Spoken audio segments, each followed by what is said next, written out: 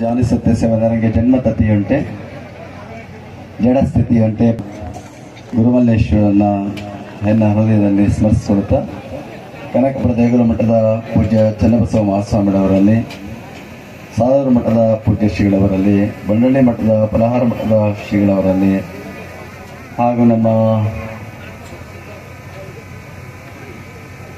ಸರ್ಪಭೂಷಣ ಮಠದ ಸರ್ಪಭೂಷಣ ಶ್ರೀಗಳವರಲ್ಲಿ, ಮುರುಗುಂಡ ಶ್ರೀಗಳವರಲ್ಲಿ, ವೇದಿಕೆಯಲ್ಲಿರುವ ಎಲ್ಲ ಪೂಜ್ಯ ಶ್ರೀಗಳ ದರ್ಶನ ಸಮರ್ಪಿಸುತ್ತಾ ಈ ಭಾಗದ ಹಿರಿಯರಾಗಿ ನಿಮ್ಮೆಲ್ಲರ ಇಡೀ ಪ್ರಪಂಚದ ಜನ ಇಲ್ಲಿ ಬರ್ತಾರೆ. ಎಲ್ಲಿಗಪ್ಪ ಅಂದರೆ ಮಹದೇಶ್ವರ ನೋಡಕ್ಕೆ ಬರಬೇಕು ಅಂತ ಬರ್ತಾರೆ.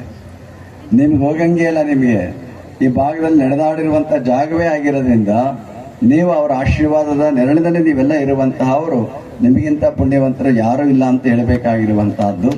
ನೀವೆಲ್ಲ ಒಟ್ಟಾಗಿ ಸೇರಿ ಇವತ್ತು ಶ್ರೀಮಠ ಮತ್ತು ದೇವಸ್ಥಾನವನ್ನು ಕಟ್ಟಿದಿರಿ. ಪ್ರಾರಂಭದಲ್ಲಿ ಮಾತನಾಡ್ತಾ ಹೇಳಿದರು, ಗೌಡ್ರ ಸಿದ್ದಪ್ಪನವರ ನೇತೃತ್ವದಲ್ಲಿ ನೀವೆಲ್ಲ ಪ್ರಾರಂಭ ಮಾಡಿದಂತಹದ್ದು. ಅವರು ಇವತ್ತು ನಮ್ಮ ಮುಂದೆ ಇಲ್ಲ, ಆದರೆ ಅವರು ಮಾಡಿದ ಕಾರ್ಯ ನಮಗೆ ಯಾವತ್ತೂ ಕೂಡ ಸ್ಫೂರ್ತಿಯನ್ನು ತರುವಂಥ ಕೆಲಸ ಆಗುವಂತಹದ್ದು.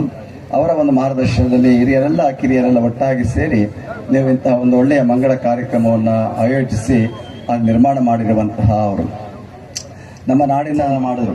ಮೈಸೂರು ಮಹಾರಾಜರಿಗೆ ನೀವೇನ ಕೊಡಬೇಕು ಅಂದಾಗ ನಿನ್ನದು ಕೊಡಪ್ಪ ಅಂತ ಕೇಳಿದ್ರು. ನಿನ್ನದು ಅಂದ್ರೆ ನೀನು ದುಡಿಮೆ ಮಾಡಿ ಬೆವರು ಸುರಿಸಿ ಏನಾದ್ರು ಕೊಡುವಂತ ಕೆಲಸ ಮಾಡು ಅಂತಂದ್ರು. ಮಹಾರಾಜ ಏನ್ ಮಾಡಿದ್ರು, ವೇಷ ಮರೆಸ್ಕೊಂಡು ಹೋದ್ರು, ಸೌದೆ ಹೊಡೆದ್ರು. ಅದರಿಂದ ಬಂದಂತ ಬೆವರಿನ ಫಲವನ್ನ ತಂದು ಅವರಿಗೆ ಕೊಟ್ಟಂತಹದ್ದು. ಇದು ನಿನ್ನ ದುಡಿಮೆಯ ಫಲ ದಾಸೋಹಕ್ಕೆ ಸಲ್ಲುವಂತಹದ್ದು ಅಂತೇಳಿ ಆ ಒಂದು ಕಾಯಿಕ ಪ್ರಜ್ಞೆಯನ್ನ, ದಾಸೋಹ ಪ್ರಜ್ಞೆಯನ್ನ ಮಹಾರಾಜರಿಗೆ ಕಲಿಸುವಂತ ಕೆಲಸವನ್ನ ಮಾಡಿದಂತ ಅವರು ಮಹಾನುಭಾವರಾದಂತ ಗುರುಮಲ್ಲೇಶ್ವರ ಅಂತ ನಾವು ಯಾವತ್ತೂ ಕೂಡ ಸ್ಮರಿಸ್ಕೊಳ್ಬೇಕಾಗಿರುವಂತಹದ್ದು ಅಂತ